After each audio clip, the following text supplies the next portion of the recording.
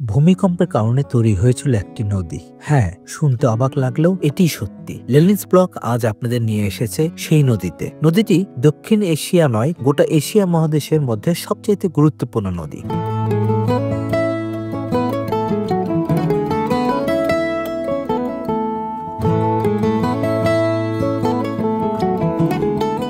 বাংলাদেশের বেশ কিছু জেলা অতিক্রম করে বগুড়া জেলার সোনাতলা, সারিয়াকান্দি ও ধুনট উপজেলা ঘেঁষে বয়ে গেছে নদী। জীবন জীবিকার অনেকটাই নিয়ন্ত্রিত হয় এখানকার ভূপ্রকৃতি দ্বারা।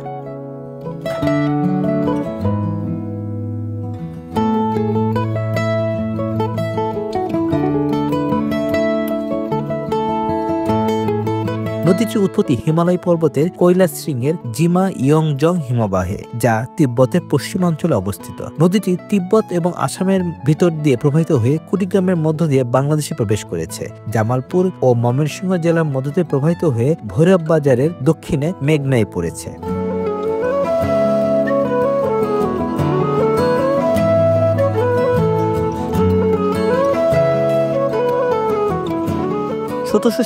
সালে ভূমিকম্পের কারণে ব্রহ্মপুত্রের তলদেশ অনেকটা উপরে উঠে যায়। এই উপরে উঠে যাওয়ার কারণেই তৈরি হয় যমুনা নামের নতুন এই নদীটি। এটি বাংলাদেশের নদ নদীগুলোর মধ্যে সবচেয়ে দীর্ঘ পথ অতিক্রম করেছে। ব্রহ্মপুত্রের প্রধান শাখা যমুনা।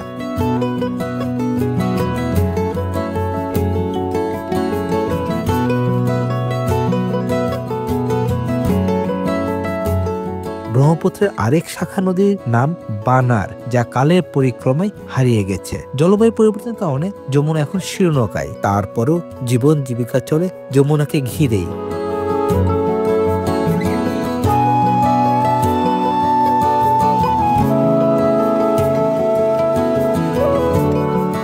বর্ষার পরে শুষ্ক মৌসুমে যখন ফিকে হয় যমুনার যৌবন, ঠিক সেই সময়ে আগামী দিনের প্রস্তুতি নেয় এখানকার মানুষেরা। যমুনার ভরা যৌবনকে অবগাহন করতে দুই পারের মানুষ তৈরি করে নৌকা, কেউ আবার ব্যস্ত হয়ে থাকে পারাপারে।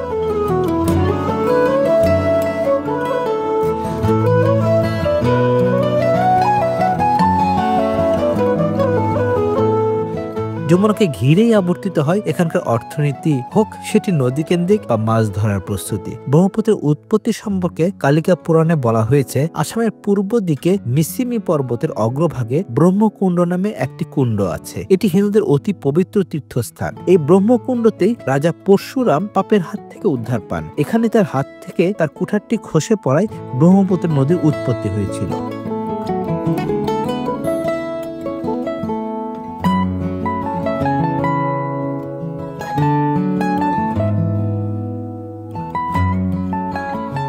চীনে ব্রহ্মপুত্রকে ইয়ারলুং সাংপে, ভারতের অরুণাচল প্রদেশে প্রবেশ করলে সিয়াং, আসাম উপত্যকার মাথায় ডিবাং নদী, যা পরবর্তীতে লোহিত নদীর সাথে মিলিত হয়।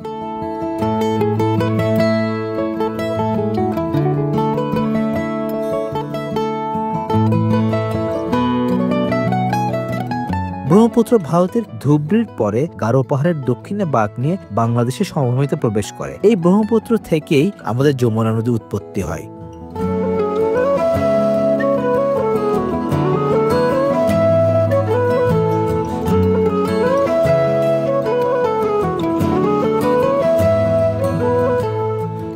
লেনিনস ব্লগ বরাবরই চেষ্টা করে থাকে আপনাদের সামনে নতুন কিছু উপস্থাপন করতে।